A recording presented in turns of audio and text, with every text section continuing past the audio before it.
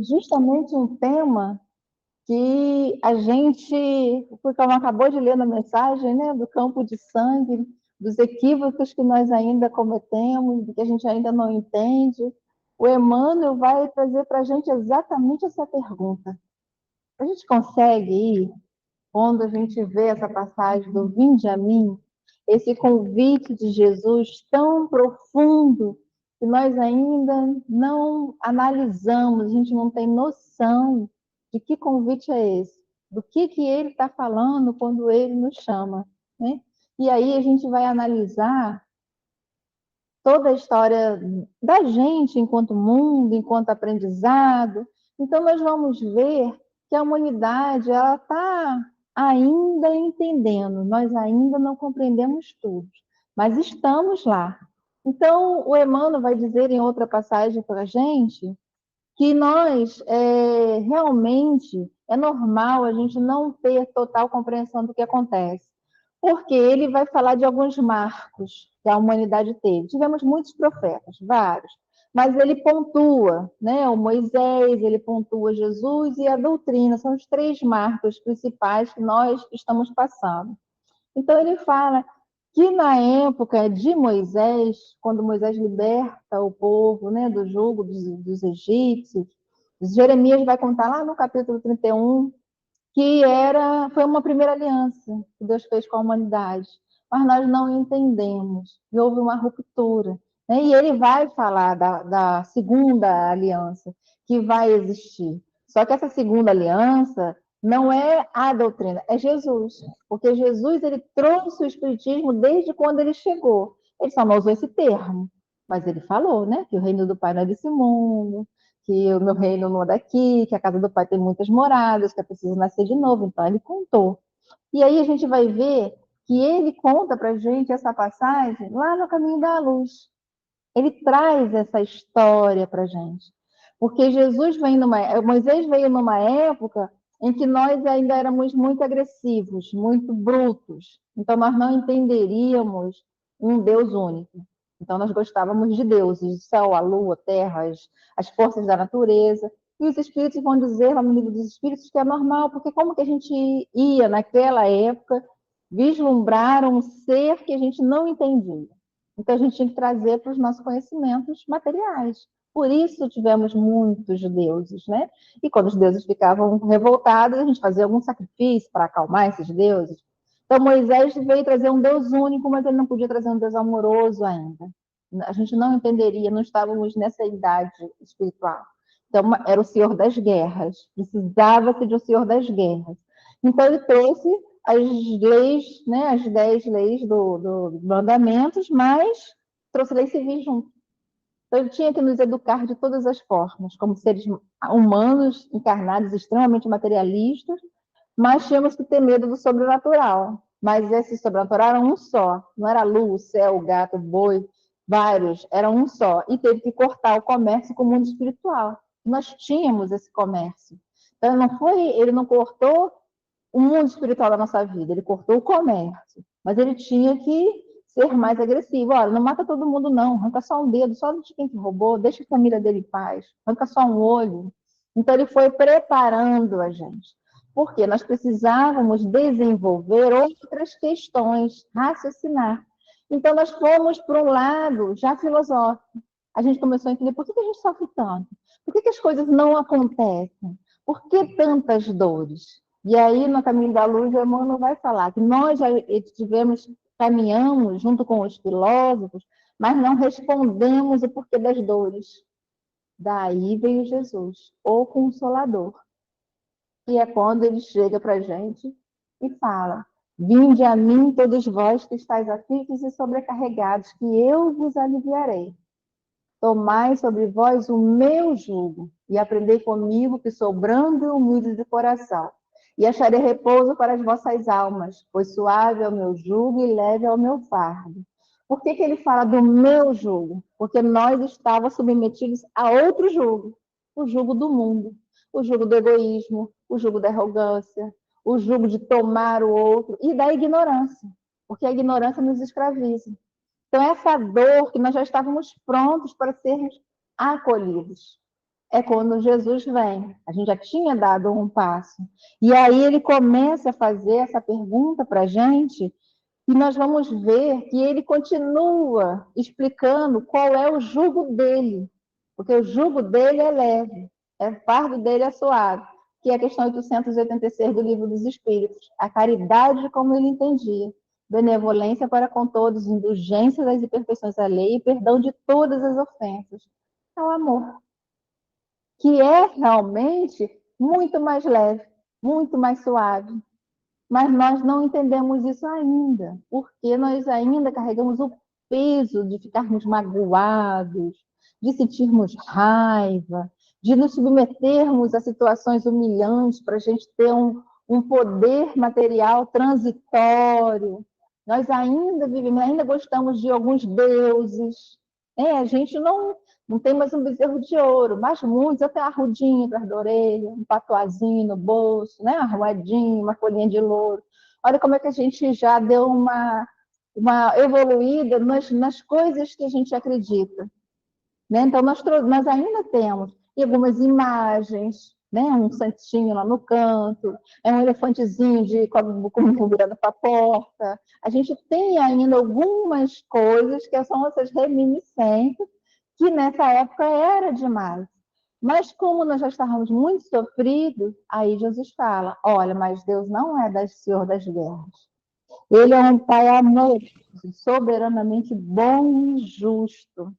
E aí ele começa a nos ensinar como que nós devemos nos relacionar com esse Deus. Então ele está nos ensinando até hoje, ele está semeando até hoje, mas a semente dele ainda cai em alguns corações espinhosos, alguns corações ainda áridos, né? Alguns poucos ainda já estão com um terreno já que vale a pena, um terreno já umedecido pelas lágrimas do sofrimento, então a semente está brotando. E nós ainda estamos na tentativa. Por isso, o Emmanuel vai fazer essa pergunta, analisando toda a nossa vida e esse convite profundo que a gente recebe. Então ele começa a pensar, vocês estão indo? Vocês estão conseguindo ir? É onde a gente entra no texto do Fonte Viva, que é a pergunta do Emmanuel.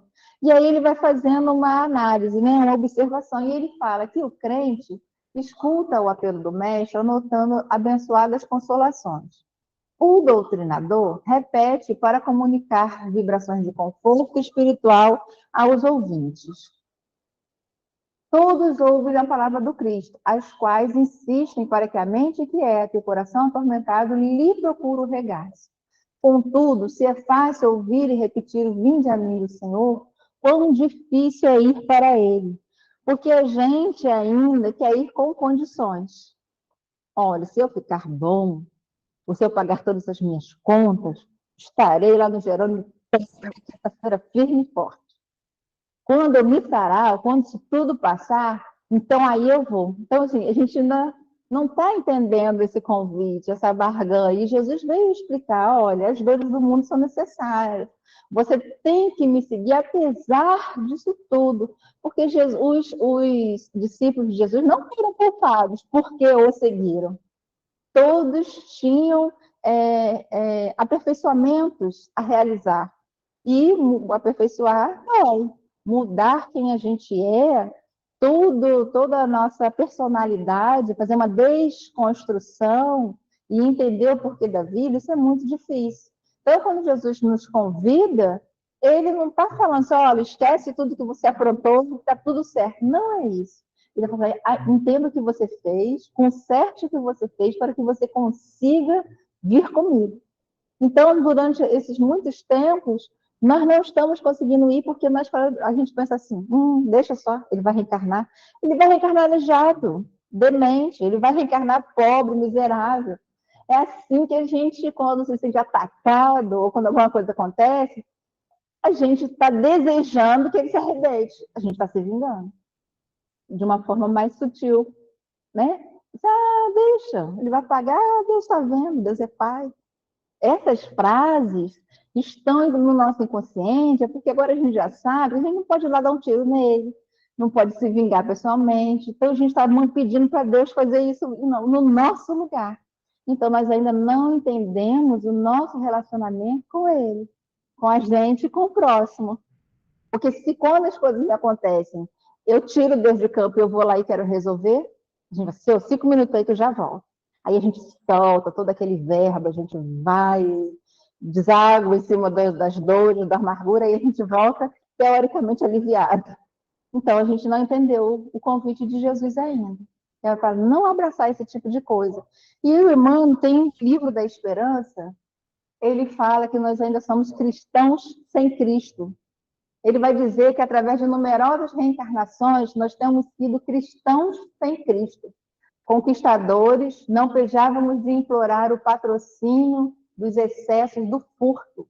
Latifundiários cruéis, não nos envergonhávamos de solicitar o maior número de escravos que nos atendesse o despotismo em clamoroso sistema de servidão. Piratas, dobrávamos insensatamente os joelhos para agradecer a presa fácil. Guerreiros, impetrávamos dele em absoluta insanidade, nos inspirasse o melhor modo de oprimir. Nós ainda fazemos pedidos para Deus. Seja feita a sua vontade, mas se o senhor puder resolver só essa questão, eu agradeço. Então, nós ainda pedimos a Deus alguma coisa. Nós ainda estamos esperando que Ele veja que a gente está sofrendo e que Ele tome uma atitude. A gente não se enxerga que a gente ainda precisa caminhar. Então, a gente faz pedidos. E, inconscientemente, são coisas que não são desejáveis, que nós já não precisávamos mais pensar ou fazer, porque nós já conhecemos a doutrina. O que nós deveríamos fazer? A defesa dos homens, sim, que é claro, a gente não está falando para a gente baixar a cabeça para tudo e qualquer coisa. Mas resolveu, até ali onde as leis morais e humanas me permitem, dali é com Deus. Mas não, eu vou ficar remoendo. Toda vez que eu lembrar daquela dor, eu vou trazer de volta com toda aquela intensidade. E ai do outro se não ficar magoado também comigo. Vai me aconselhar para ver. No momento do auge da minha dor, eu não quero conselho. Eu quero que a pessoa concorde comigo que o outro me fez mal. E que está doendo, que ele merece sim uma reencarnação dolorosa. É assim que nós ainda pensamos. De uma forma mais sutil, mas nós ainda estamos assim. E aí o Emmanuel conclui nesse texto que a doutrina espírita nos revela por mentor claro e direto da alma, ensinando-nos a responsabilidade de viver. Em imperioso, saibamos dignificá-lo na própria consciência acima de qualquer demonstração exterior, procurando refleti-lo em nós mesmos. Entretanto, para que isso aconteça, é preciso, antes de tudo, matricular o raciocínio na escola da caridade, que será sempre a mestra sublime do coração. É a nossa prova de Tó. É a indulgência para com todos. A gente ainda não tem. Nós estamos vivendo o auge de uma guerra no Oriente e nós temos um lado. Porque nós não estamos orando para todos os lados.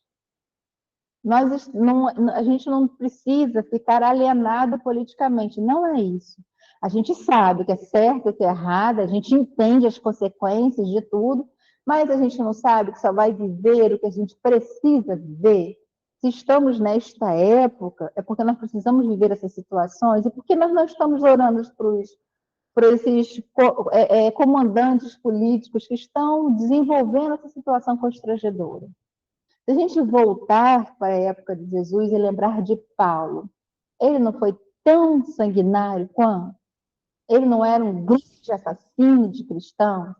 E o que os cristãos faziam? Oravam por ele. Oraram muito por ele. E se nós tivéssemos destruído este homem? Não teríamos o cristianismo hoje. Ele não teria tido a oportunidade de se tornar Paulo de Tarso. Ele mudou o vetor. Então, nós não sabemos quem são essas almas conquistadoras que aí estão.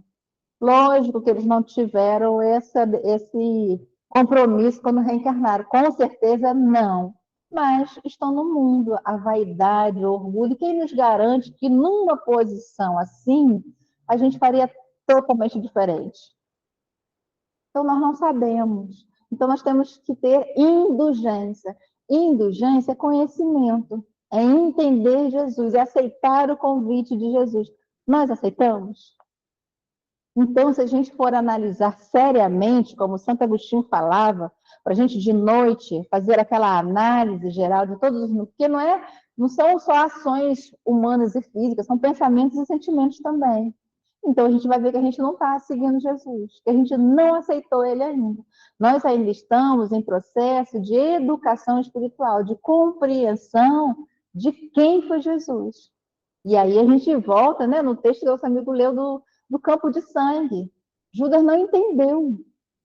Ele fez porque ele era um homem ruim, ele não gostava de Jesus, ele amava, tanto que ele entrou em desespero, mas ele não entendeu.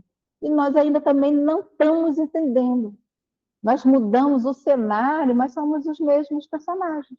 Ainda estamos tentando procurar Jesus, e ele não quer grandes coisas, não, ele quer uma oração. Ele quer que a gente entenda, que a gente tenha certeza de que Deus está no controle. Ou ele está no controle e a gente está perdendo tempo vindo para cá. É isso. Olha como é profundo esse convite. Então, nós ainda não estamos ainda absorvendo. Mas os espíritos vão dizer, lá na parte das leis morais do livro dos espíritos, na parte quando fala do progresso da humanidade, os espíritos vão explicar para Kardec que é assim mesmo. Porque Kardec pergunta que a gente não vai, se não, a gente não corre o risco de não conseguir, de falhar o progresso da humanidade, da lei de Deus não ser cumprida. Eles explicam, como assim? Então você não está entendendo o que você está estudando. E é muito interessante que eles ficam falando, calma, a natureza não dá salto, vocês precisam, nós precisamos de algumas encarnações para mudar uma ideia. Nós temos que nos reconstruir inteiros. Então é devagar. Então a gente tem que ter indulgência com o próximo, indulgência com a gente também, carinho com a gente também, entender que a gente está aprendendo, tem coisas que realmente só me resta jogar de peito aberto nos braços de Deus, porque eu realmente ainda não vou entender. E aí, no Caminho, Verdade e Vida, tem esse texto das lágrimas, porque é questionado a Jesus, poxa vida, já que a gente está te seguindo, a gente está no esforço, né? Ele foi questionado do sofrimento, porque os apóstolos não admitiam sofrer. E muita gente acha que o espírita não tem coração. Ainda bem que você é espírita, né? Morreu, mas você entende, né? Como se a gente não sofresse pelos problemas. Olha, você está vivendo essa situação de dor, de doença terminal, você é espírita, tudo bem, você entende. Não é assim. Dor dói. E nós temos que viver as nossas dores, e nós podemos chorar sim. Porque aí o Emmanuel vai falar também em Verdade e Vida que Jesus não amaldiçoou os tristes. Então, as dores do mundo, elas devem ser vividas e sentidas sim. A gente não tem que fingir que não está sofrendo. Desencarnou, mas eu não vou encontrar mais com ele. E o dia a dia, e a nossa convivência, então dói sim. Eu estou com uma doença, meu corpo está... Claro, meu espírito está se recuperando, mas meu corpo está sentindo dor, estou queimando em febre. A morfina não está funcionando, é claro que eu vou chorar. Não vou fingir que não está acontecendo. Eu vou ficar triste, eu vou ter uns dias de depressão. Então, o Emmanuel vem reforçar o que Jesus cobrou dos espíritos naquela época. E ele vai falar que muita gente acredita na lágrima como um sintoma de fraqueza espiritual. No entanto, Maria soluçou no Calvário. Pedro lastimou-se depois da negação. Paulo mergulhou-se em pranto às portas de Damasco. Os primeiros cristãos choraram nos círculos do martírio, mas nenhum deles derramou lágrimas sem esperança. Prantearam e seguir o caminho do Senhor. Sofreram e anunciaram a boa nova da redenção. Padeceram e morreram leais na confiança suprema. O cansaço experimentado por amor ao Cristo converte-se em fortaleza. As cadeias levadas ao seu olhar magnânimo transformam-se em laços divinos de salvação.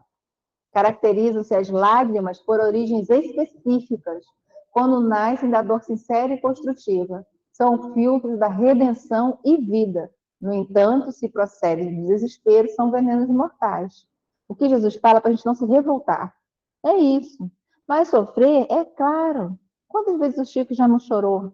Ele não sofria, Divaldo não ficou triste, e todos eles não ficaram muito tristes, não tiveram esses momentos, então a gente também tem o direito de ter os nossos momentos de tristeza, de recolhimento, de pensar no que está acontecendo. Isso faz parte.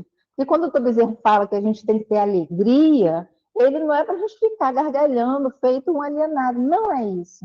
A alegria que o doutor Bezerra vai falar para a gente é a esperança. É saber que aquilo também vai passar. Eu estou sofrendo hoje, estou vivendo essa situação hoje, mas eu sei que eu não vou viver isso para sempre. Eu sei que é um aprendizado. Assim que eu aprender essa lição, isso vai ser tirado da minha vida, porque eu aprendi, porque eu entendi. Essa é a alegria, é a esperança, é saber do futuro, saber que eu tenho um pai maior, que ele não está jogando dados com a minha vida. Ele está simplesmente me aperfeiçoando. Porque nós seremos Cristos um dia. Parece uma coisa assim, né? Realmente é, mas a gente pode começar agora. Né? A gente já éramos para ter começado, nós éramos para ter começado, mas a gente ainda está dentro do nosso caminhar, e isso não é um problema para a espiritualidade. E o que Jesus nos convida, que ele nos convida até hoje, isso a gente é para a gente, enquanto espírito eterno, ele não está pedindo numa encarnação que a gente vire anjo. Isso não vai acontecer. Ele está pedindo que a gente seja hoje melhor do que foi ontem. É só isso que ele quer, e isso não dá trabalho. Ele está pedindo que a gente leve um desaforo para casa, que a gente entenda, porque enquanto a gente não levar para casa, a gente resolver lá, a gente já está reencarnando. Porque quem não levou já está na luz, a gente não, que está aqui. Então é uma questão de a gente raciocinar mesmo o que a gente está fazendo aqui, o que está acontecendo, onde a gente está situado, qual é o nosso papel na humanidade e fazer a nossa parte. Ele não está pedindo para todo mundo ser grande divulgador, grande missionário, só quer que a gente seja feliz. Ou ele quer que a gente seja feliz. E é uma incoerência, a gente também quer ser feliz, mas a gente não perdoou. Tem que carregar aquela mágoa na alma. A gente quer ser feliz, mas a gente quer que o outro se estresse, para a gente carregar o peso da culpa vibracional. Então, a gente não está fazendo as coisas como deveríamos. Então, nós precisamos fazer essa. Por isso, essa autoanálise que Santo Agostinho fala é importante. E a gente precisa esperar chegar à noite, acho que na hora do almoço a gente já sabe, né? Se a gente já passou raiva a manhã toda, se alguma coisa já aconteceu, a gente já pode fazer isso no decorrer da nossa vida. É só a gente ir no ponto do ônibus, o ônibus não passar. Ali a gente já começa o trabalho, né? As vicissitudes, a angústia. É só a gente ter que ir no banco, pronto, já, outra angústia. Você vai no mercado, tá todo mundo lá no dia que você foi. Aí você chega no caixa, a bobina acabou bem na sua vez. Aí a menina não sabe para quem vai pedir, aí aciona aquele númerozinho, aí procura um, e aí procura outro, e os nossos sentimentos começam. Então é ali que a gente tem que trabalhar. São coisinhas que nós devemos fazer, nem é uma coisa além do universo. Você veja como que nós não pensamos nesse convite de Jesus. É ali que ele está nos convidando. E é ali que a gente está escorregando. Porque nas coisas grandes a gente presta atenção, mas é nos detalhes. Né? Tem um ditado que fala, né, que o diabo mora nos detalhes. E é mesmo, porque é ali que a gente se perde.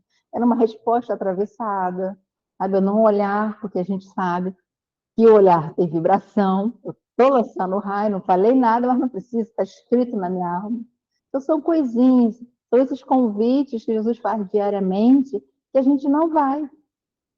E aí, nós trouxemos dois personagens que aceitaram o convite, que conseguiram ir. Porque Jesus não fica pagiando ninguém, nem foi pegar ninguém no colo. Ele, estou passando, hein? Quer dizer, vem, pega a sua cruz aí e vamos embora. É assim que ele faz, né? Ele não fica atrás da gente pedindo e implorando ajuda, não. Ele estava com a mulher hemorroísta, ela estava 12 anos sofrendo muito, 12 anos com essa hemorragia. E naquela época, uma mulher com hemorragia, ela era impura. Uma mulher impura não podia falar com ninguém. Imagina você 12 anos sem poder se comunicar com a sua família, com seus vizinhos, com seus amigos, porque onde ela chegava, as pessoas tinham que sair de perto. Ela se submeteu a muitos experimentos, muitos tratamentos, muitos curandeiros. Ela perdeu todo o dinheiro dela e não tinha mais esperança. Mas ela ouviu falar de Jesus. Ela ouviu falar do amor de Jesus e do convite de Jesus. Vinde a mim, todos vós que estáis aflitos e sobrecarregados. Então ela vai a Cafarnaum. E lá em Cafarnaum ela fica sem entender. E aí é lindo a Amélia Rodrigues, porque diferente do Humberto de Campos, que conta o caso. Homem, né? Conta o caso. As mulheres não. Contamos da árvore, do vento, ela transporta a gente para o ambiente, a Marizia, como que estava o sentimento dela. Então, assim, eu gosto muito dos dois, mas eu adoro ela porque ela vai mais profundamente. Então, ela não se sentia digna de falar com ele, porque ela iria constrangê-lo na frente de todo mundo. Por quê? Jesus ia passar numa rua para salvar a filha de Jairo, o chefe da sinagoga, que ela estava muito mal, estava precisando muito, e ele passou na frente e foi atrás. Então, Jesus ia passar no caminho onde ela ia ter condições de tocar nele. Ela só ia tocar na vida dele, era esse o pensamento dela. Jamais falar com ele, jamais se expor, e que ninguém soubesse que ela estava ali. Assim ela fez. Por isso ela toca nas vestes dele, porque o pensamento dela, ela era impura, ela não era nem para estar lá. E quando Jesus fala que uma virtude saiu de mim, quem foi que me tocou? Ela vai super constrangida, muito sem graça, e fala que foi ela. E aí ele fala que a sua fé te salvou. A Amélia Rodrigues vai dizer que ela é a Verônica. Na hora do Calvário, quando Jesus cai com a cruz, é a mulher que enxuga o rostinho dele e a figura dele sai no tecido. É ela. E ela fica, segue Jesus até o fim, ela com as outras mulheres, lá na cruz, ela vai para a crucificação e ela segue, e ela continua divulgando tudo que ela aprendeu com Jesus até o fim. Ela aceitou o convite. O outro convite é do Zaqueu. A Melody vai falar que ele também ele era um bom homem, apesar dele ser um chefe dos publicanos, ele era um bom homem. E lá tinha o Bartimeu, que ele ajudava muito, mas ele também fazia outras caridades por fora, apesar de que ele vivia a profissão dele como devia ser. Ele era rico por causa da profissão dele, de cobrar impostos. Então ele era odiado, ele ouvia piadas, ele era muito maltratado, ele não tinha amigos, ele sabia que quanto que ele não, que ninguém gostava nem dele nem da família, ele tinha filhos que sofriam o constrangimento junto com ele. Então a Amélia Rodrigues conta que à noite, quando ele ia botar os meninos para dormir, ele chorava e pensava: quando eu tiver mais dinheiro, eu vou para uma outra cidade onde ninguém me conhece, vou viver lá com a minha família e não vou mais mexer com nada que envolva a dor do próximo. Mas ele ouviu falar de Jesus e sabia que Jesus iria, né, para Jericó, mas ele também pensava, eu não sou digno de falar com ele, apesar dele saber do Mateus, também coletor de impostos. Mas Jesus tem o Mateus como discípulo. Ele fala com as prostitutas, então poderia falar com ele. Mas ele sempre pensava em Jesus, ele entrava na onda vibracional de Jesus, mas também não se achava digno de buscá-lo, de pedir uma ajuda, né? É como a gente faz, eu não mereço dirigir uma casa espírita. Eu não mereço trabalhar na casa espírita. Quem sou eu? Eu não posso, eu não sou digna. Às vezes a gente evita de trabalhar para Jesus, porque na nossa cabeça a gente se coloca como uma pessoa menor. E não é assim que tem que ser. Nós somos ótimos. E quando o trabalhador está pronto, o serviço não aparece. Então, quando a gente é convidado para um trabalho, é porque a gente já está pronto. E a espiritualidade já sabe. Então, quando Jesus entra em Jericó, que cura o Bartimeu, porque ele era cego, né? E tem toda aquela passagem que ele grita para Jesus que vai curar, e Jesus o cura. E Bartimeu entra na cidade gritando e muito feliz, aí causa um alvoroço na cidade. Um chama de charlatão, o outro diz que é milagre, outro diz que é isso mesmo, e começa a questionar quem foi que pecou para que ele fosse cego. E aí todo mundo sai correndo porque Jesus está entrando. Ele também perde a compostura e sai correndo. Só que ele, baixinho, gordinho, odiado por todos, ninguém deu caminho para ele. Por isso ele sobe na árvore. Ele só queria ver aquela figura que todo mundo falava que hipnotizava com sua vibração amorosa. Era só isso que ele queria. E aí, quando Jesus passa embaixo da árvore, olha para cima e fala: Zaqueu, desce daí que hoje à noite me convém passar em sua casa. A Amélia Rodrigues diz que tem um surto, que fica estático. A vida dele inteira na frente dele. E ele começa a relembrar tudo, como se tivesse morrido e voltado. E Jesus tem que chamar ele pela segunda vez, para ele voltar assim. E aí ele desce da árvore e vai correndo contar para a esposa. Eles se abraçam e choram muito, porque é a chance da mudança de vida dele. E aí, quando eles arrumam a casa e vão para a frente da porta e ficam esperando, começa a anoitecer e ele começa a ficar angustiado. Será que Jesus vai vir mesmo? Será que ele vem? Mas era Jesus, né? Quando ele vê Jesus apontar ao longe. E aí Jesus vai chegando e ele muito muito feliz, né? Todo organizado. E aí alguém grita: você vai dormir na casa desse publicano?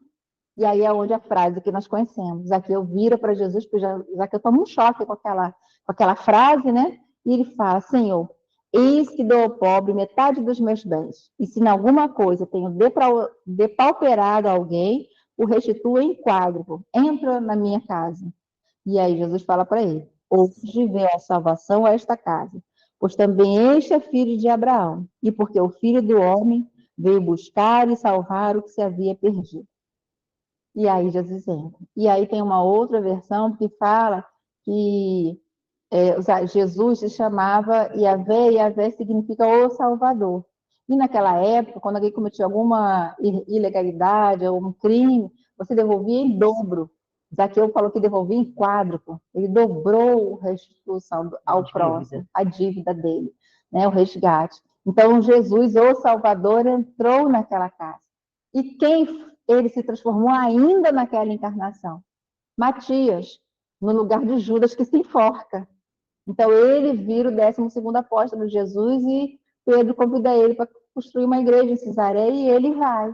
E nós vamos encontrá-lo no Ave Cristo, nós vamos encontrá-lo em muitas obras e nós vamos encontrá-lo hoje como o Dr. Bezerra de Menezes, que aceitou o convite e ficou com ele e está com o jugo dele e está conosco até hoje. Mas a gente fala, mas são grandes personagens. Mas nós também podemos. Nós também podemos, nós somos chamados todos os dias.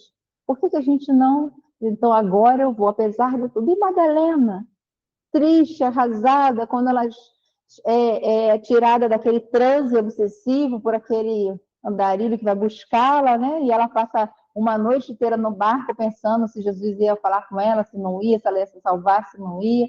E quando ela entra na casa onde Jesus está hospedado, todo mundo para tudo para olhar para ela, Jesus se vira, Maria. E aí ela enche os olhos d'água e fala: o senhor me conhece? Eu conheço todas as minhas ovelhas pelo nome. Aí ela fica mais triste. Ah, então o senhor já sabe quem eu sou. Não me importa quem você é, me importa quem você quer ser. E aí eles têm uma conversa linda, que a Amélia Rodrigues também vai narrar essa conversa dela. Então, e ela aceitou o convite. E sofreu muito, né? E teve que lutar muito contra muitas forças. E nós vemos ela também pela história, depois temos notícia dela como Joana d'Arc, né, também resgatando. O próprio Judas também fez o resgate dele. Perdão, Judas que foi a Joana d'Arc, que fez o resgate dele. A Madalena nós temos notícia de que foi outros personagens, né? Mas como eu não lembro exatamente o livro que eu li, eu não vou falar. Mas é Judas que foi a Joana d'Arc. E também teve o convite que Jesus vai lá nas trevas buscá-lo, conversa com ele, manda ele ter calma e paciência. Maria vai também. E ele entregou Jesus por falta de amor? Não, por ignorância. A gente não entrega Jesus todo dia, quando a gente não faz o que ele nos convida? Mas esses espíritos aceitaram o convite e foram. A gente vai e volta, vai e volta, vai e volta. E aí é onde Emmanuel vai continuar falando. Aqui, as palavras do mestre se derramam por vitalizante bálsamo. Entretanto, os laços da conveniência imediatista são demasiado fortes. Além, assinala-lhe o convite divino, entre promessas e de renovação para a jornada redentora. Todavia, o cárcere do desânimo isola o espírito, através de grades resistentes. Acolá, o chamamento do alto ameniza as penas da alma desiludida, mas é quase impraticável a libertação dos impedimentos constituídos por pessoas e coisas, situações e interesses individuais aparentemente inadiáveis. É uma festa que a gente tem que ir bem no dia, é um aniversário, é alguém que uma visita que a gente recebeu, ou então é um estilo de vida mesmo que eu não quero perder. Porque seguir Jesus tem um preço.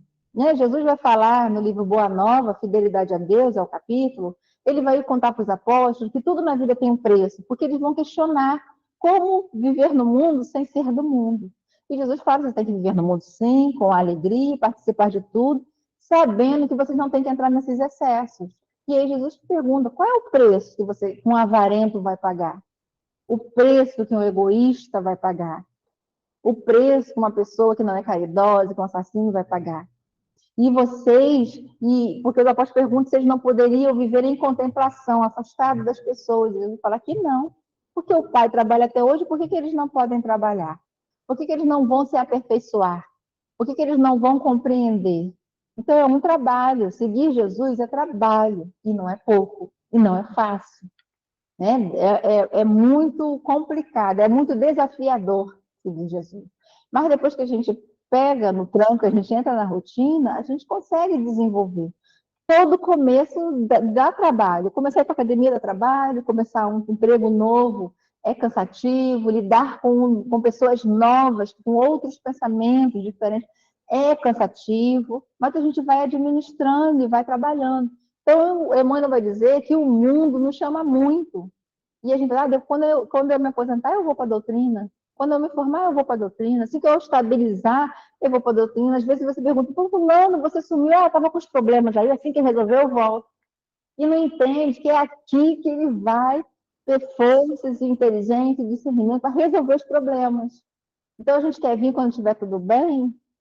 Não. A gente tem que vir para se fortalecer, para ir resolvendo as nossas questões. Mas o mundo nos chama muito. E aí, a gente vai ver o exemplo do mancebo rico. E aí, no caso dele, Jesus toca no foco que dói nele, que é o dinheiro, que é o poder. No Zaqueu, era um homem extremamente rico, mas a questão do Zaqueu não era essa. O Zaqueu, ele estava perdido, ele precisava se encontrar de uma motivação, porque ele já era uma pessoa que já estava no caminho. Ele precisava de um estado. O mancebo rico, ele era um príncipe jovem, muito famoso, riquíssimo, mas ele tinha o coração vazio. E ele se sentia triste e solitário, e ele sabia disso porque ele era inteligente. E aí a Amélia Rodrigues vai contando que na praça, quando ele tem o encontro, né, da vida dele com Jesus, ele fala que do cérebro, e aí eu vou contar com as minhas palavras mais ou menos, porque vocês vão ler esse capítulo. O lado A e o lado B. Ela fala, você encontrou Jesus, agora vai dar certo, você vai seguir ele. Você vai... Aí eu, não, você não vai não, porque você vai ter que largar seu dinheiro, você vai ter que fazer isso, você vai ter que fazer aquilo. Então ela fala que ele fica num conflito interno de quase 3 minutos, pensando que se ele encontrar com Jesus, a vida dele muda, mas ele vai ter que abrir mão da vida dele. E isso não era uma coisa que ele queria muito. Então ele vai caminhando para Jesus, e Jesus já está sorrindo para ele, esperando, já está lendo tudo, com certeza. E aí ele conversa com Jesus e fala que ele gostaria de ser discípulo dele, que ele, aí Jesus fala, segue os mandamentos. Não, mas eu já sigo. Então larga tudo que você tem e me segue. Aí ele toma um choque. E nisso que ele toma um choque, a mente dele, lado A e lado B, então assim, ele está falando com Jesus, mas a mente dele está contando tudo que ele vai ganhar e tudo que ele vai perder. Só que a Amélia Rodrigues, ela conta qual é a conversa, quais são os pensamentos dele. E é muito interessante. E aí ele pensa, porque ele vai ter uma corrida de bigas, sabe? E ele se sentia o melhor dos jogadores.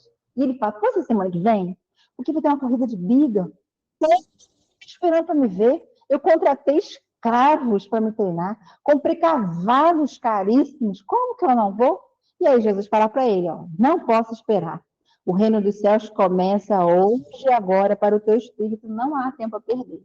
Aí a Amélia Rodrigues fala que o pensamento dele fica quase 4 minutos ali. E ela narra tudo que ele pensa que pode acontecer e tudo, mas todo mundo me ama. Então o que ele tinha? A vaidade e o orgulho, que não podia perder. E aí ela diz que por um triz ele não segue Jesus. Aí o lado B ganha. Aí ele vai para a corrida de bigas, que acontece na semana seguinte. Nesta corrida, a roda da biga dele passa em cima de uma pedra, ele desequilibra, ele cai e é pisoteado por todos os outros cavalos, ninguém nem viu que o grande, né, o cara mais famoso tinha morrido.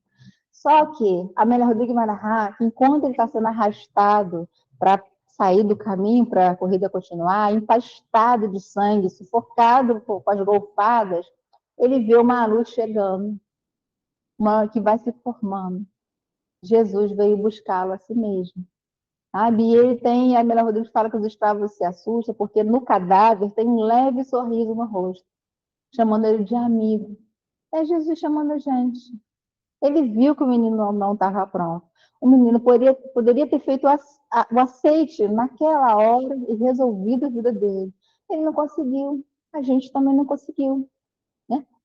O EP também, enquanto público, também não conseguiu. Então, essas nossas pequenas falhas elas acontecem. E está tudo bem. A gente só não pode achar que a gente está perdido. Eu não tenho jeito, todo mundo tem jeito. Jesus não vai permitir que nenhuma ovelha se perca. Ele vai atrás da gente onde nós estivermos. Então a gente tem jeito sim, a gente já conseguiu muita coisa, já vistas que estamos neste planeta, estamos nos encaminhando para uma outra era, então nós já caminhamos muito sim. E ainda que a gente caia, ele vem atrás da gente com o mesmo convite. Para quem foi que ele veio? Não foi para os doentes? Não foi para os que estavam aflitos e sobrecarregados? Somos nós. Estamos aqui. E aí, eu trouxe dois contos atuais. Então, você traz, algumas pessoas me questionaram que eu traga exemplos de grandes personagens bíblicos que conseguiram, né? Mas, olha, a gente não tem leão, a gente não vai ser preso, a gente não vai ser chicoteado, tantas coisas não acontecem mais, e por que a gente não segue? E aí eu só vou ler umas frases específicas, porque o capítulo é grande e não vai dar tempo da gente ver tudo. Esse se chama Tarefa Recusada, que é o capítulo 41 do Contos e Contos. O Atanásio era o mentor espiritual de uma casa espírita. E aí ele via que as pessoas estavam indo sempre, tá? Não faltavam, estava tudo certo, elas oravam, né? E faziam os trabalhos da casa. O que ele achou? Eu acho que esse povo já pode fazer um trabalho mediúnico de cura. E aí ele foi lá no departamento superior, né, espiritual da Casa Espírita, e foi contar, né, para o dirigente, olha, eu acho que a turma lá dos encarnados já podem fazer um trabalho de cura, porque eles são assíduos, eles são estudiosos, vai dar certo. E o mentor espiritual olha para ele, você sabe que um trabalho de cura exige mais disciplina, mais conduta, mais edificante, pensamento, estudo, eles vão ter que dar uma acelerada no processo deles de trabalho íntimo. E não, mas eles vão dar conta. Aí o trabalhador, o mentor, olha para ele, então tá certo, eu vou te mandar dois espíritos auxiliares para te ajudar, que é o Abel e o Jonas. Aí desce os três, e ele morto de feliz, na noite da palestra, ele inspirado pelo Atanásio, né, o Augusto Pena, diretor da casa encarnado, inspirado pelos três, começa a falar, né, que ele estava vendo e anotando que a casa ia começar a fazer trabalhos de cura, e começa a falar que existe uma necessidade permanente de todo mundo estudar mais, fazer mais assistência, prestar mais atenção nas suas palavras, que a realidade eximia uma obrigação, não eximia eles de eles se melhorarem, e nem eles iam se libertar dos problemas, jamais cobrar que aquilo seria um trabalho exaustivo, mas um trabalho para Jesus, então não ia para dinheiro, que eles tinham que fazer muito esforço. E aí ele fala para caramba que teria que ser um trabalho ininterrupto, então que eles precisariam de uma preparação mais profunda. E ele fala tudo que vai acontecer. Silêncio geral. E aí, como ninguém, ele estava esperando alguém levantar a mãozinha para ver como é que ia ser a reunião de experimentação, quem se candidatava. Ninguém. Então, ele começa a perguntar, né? E aí ele vai para a dona Joaquina. Dona Joaquina, o que a senhora me diz? Aí ela fala para ele, senhor Pena, quem sou eu? Eu não presto para coisa alguma. E aí, o procurador ficou quieto e foi para o outro. E o senhor, seu Tavares? Aí o seu Tavares, fazendo uma desagradável cara Antônio, explicou-se sem preâmbulos. Sou um miserável, meu amigo. Sou indigno e nem mereço a atenção desta pergunta. Aí ele vai para o outro. E o senhor, seu Ferreira? Meu filho, eu sou um desgraçado, um pecador. Não tenho qualidade para pensar nisto. E o velhinho prosseguiu sem desânimo. E a senhora, dona Bonifácio? Eu, exclamou aflita a velhota que se mantinha em funda concentração. Eu não posso mesmo, porque eu sou uma ré de outras existências, as minhas misérias são intermináveis. E o senhor, seu Antônio?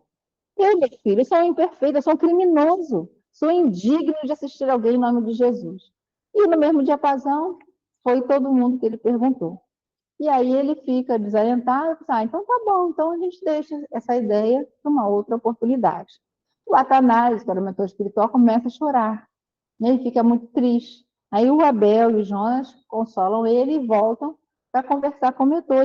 E aí o Atanásio vai falar para o mentor que os companheiros dele são demasiado humildes. Aí o mentor fala para ele: não sofra, meu caro Atanásio, mas também não fuja à verdade dos fatos. Os seus tutelares são fracos, porém não humildes. Onde está a humildade? Há disposição para servir fielmente a Jesus. Aqui, como acontece na maioria das instituições terrestres, todos querem colher, mas não desejam semear. Gozam direitos e regalias. No entanto, fogem a deveres e eximem-se de qualquer compromisso mais sério. E aí ele continua falando tudo o que vai acontecer, mas fala para ele, mas está tudo bem. Não se preocupe, porque uma hora eles vão conseguir. Então é assim que a gente faz. Às vezes ninguém quer trabalhar numa casa espírita, ninguém quer assumir compromisso, porque seguir Jesus dá trabalho realmente. Exige muito da gente, às vezes a gente não quer. Às vezes a gente não se acha digno. É preguiça mesmo, muitas das vezes, porque a gente pensa assim, e no final de semana que eu tiver que ir para algum lugar, não vou poder ir porque eu estou amarrado, como se a gente ficasse o dia inteiro aqui, né? Aí a gente fica ouvindo, leva teu colchão para lá, dorme lá, né? A gente fica ouvindo essas coisas, mas a gente não fica o dia inteiro, a gente pode até vir todos os dias, mas é uma hora do dia. Em 24 horas, eu dou uma hora para Jesus e eu acho que está muito bom, obrigado. Como se ele precisasse dessa hora, como se não fôssemos nós. E aí, o Contos e Pontos, essa história, chamada ficha, a gente recebe muito ela em casas espíritas, nessas mensagenzinhas, foi onde eu conheci pela primeira vez essa mensagem. O João Mateus, ele fez aniversário, ele fez 50 anos. Ele é também trabalhador de uma casa espírita. E aí o mentor dele foi dar um presente para ele, falou assim, vamos conhecer o mundo espiritual, uma colônia mais elevada do que você já conhece? E ele fica muito feliz. Então, em desdobramento pelo sonho, ele vai lá. Mas antes de chegar lá, ele diz, olha, vamos dar uma olhada na sua ficha? Vai que a gente passa vergonha lá na porta? Então, vamos evitar qualquer situação. Vou dar uma olhada para ver se dá certo da gente fazer esse passeio. E ele fala que tudo bem. Fala para ele, olha, você nasceu em 1904, com berço manso, seus pais são maravilhosos, você dormia muito bem, você não teve problema nenhum, alimentação perfeita, você tinha bons livros, sua juventude era folgada, com muita saúde, invejável conforto, excelente apetite, e vai contando que a vida dele foi perfeita. Mas, com 25 anos, ele se casa no regime de escravização da mulher dele. Com 26 anos, ele se torna católico, presenciou, sem prestar atenção, 672 missas. Com 27 anos, ele se torna espírita. Aí ele vai a 2.195 sessões espíritas, realizou 1.602 palestras e pregações, escrevia cartas maravilhosas, era um notável narrador, polemista cauteloso, teve 4 filhos, não ajudou a educar nenhum. Ele não encontrava tempo de auxiliar os necessitados, não gostava de pobre, não admitia ser criticado, ele não aceitava nada. E aí, vamos falar dos bens dele, ele fala, olha, você conserva bens imóveis no valor de 600 mil cruzeiros e guarda na sua conta pessoal 302 mil cruzeiros. Mas quando Jesus te procurou na pessoa de um mendigo, você só deu 90 centavos. E na obra de caridade do centro que você trabalha, que está precisando, você só deu 12 cruzeiros. Agora vamos olhar os seus débitos. Aí amanheceu, ele acordou. Aí ele vai para a casa espírita, conta do sonho, ele entendeu que era um recado, aí ele falou que vai ajudar na obra de uma construção para crianças desabrigadas, que ele ia se empenhar mais, ia fazer, ia acontecer. Tudo certo, ele volta para casa, à noite ele vai dormir, sofre um AVC e morre naquela noite. Então é assim que nós fazemos, a gente deixa para amanhã. Daqui a pouco amanhã eu vou, depois eu faço, daqui a pouco eu vou. Então, assim, Jesus está convidando a gente todos os dias. Mas a gente fica pensando, mas eu vou ficar presa. Será que eu vou virar beata? Será que eu não vou ter os meus amigos? E o Evangelho de Jesus, no capítulo Homem de Bem, fala que vai ter seus amigos. E a gente tem que viver no mundo, a gente tem que passear, a gente tem que viajar, a gente tem que ter uns amigos, a gente vai para as festas, a gente participa da comemoração, não podemos fugir da família. O que a gente tem que fazer é apresentar o Evangelho com jovialidade. Nada de ficar levantando o livro dos Espíritos. Você não pode falar palavrão, você não pode beber porque os obsessores estão com você, você não pode isso. Não é isso que Jesus fala. Ele fala para a gente apresentar o Evangelho, nos apresentarmos com a nossa alegria, com a nossa jovialidade, para que a gente veja que o Evangelho não é aquela coisa pesada, aquela coisa difícil. É alegria, é bom ânimo, a gente pode rir, se divertir com equilíbrio. O problema é que nós somos desequilibrados. E aí a gente vai chegando ao fim, onde o Emmanuel vai chegando à conclusão. Ele fala que Jesus, o nosso Salvador, estende-nos os braços amoráveis e compassivos. Com ele, a vida enriquecer de valores imperecíveis à sombra dos seus ensinamentos celestes. Seguiremos pelo trabalho santificante, na direção da pátria universal. Todos os crentes registram-lhe o apelo consolador, mas raros se revelam suficientemente valorosos na fé para lhe buscarem a companhia. Em suma, é muito doce escutar o Vinde a mim. Entretanto, para falar com verdade, já consegues ir? E aí fica para nós a pergunta, para a gente responder depois entre a gente e Deus. Muito obrigada pela oportunidade, né, do estudo desta noite.